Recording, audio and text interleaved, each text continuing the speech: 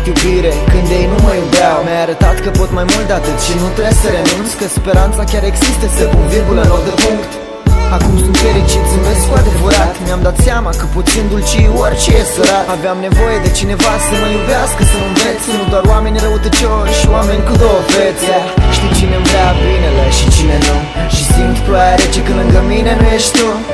Lumea era unde au început să ne vorbească că stăm în apărare, nu lăsăm să ne lovească. Nu mi-ai cerut nimic, în schimb mi-ai oferit căldura pe care nu am primit-o de mic. Te simt, te ating, îmi tremură picioarele. Acum de-abia înțeleg ce caut emoțiile în dragoste.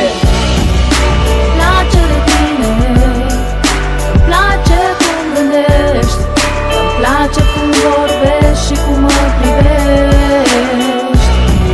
Ai stat lângă mine când toți plecau, de asta te plac și te vreau.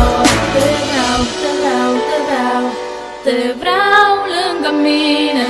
Te vreau, te vreau, te vreau, te vreau lângă mine.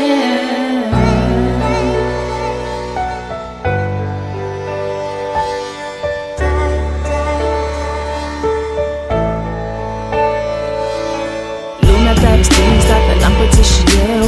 Tine am găsit dragostea din liceu. No, no, no, no, no, no. Sunt fericită, zâmbesc cu adevărat. Sunt optimistă, că așa m-ai învățat. No. Știu cine-mi vrea binele și cine nu, și uit de toate când lângă mine ești tu. Ești tu. Lumea era, dar nu-mi pasă. Au încercat mulți să ne prindă în plasă. Nu-i lăsăm să ne lovească, nu-i lăsăm să ne rănească. Îmi place de tine,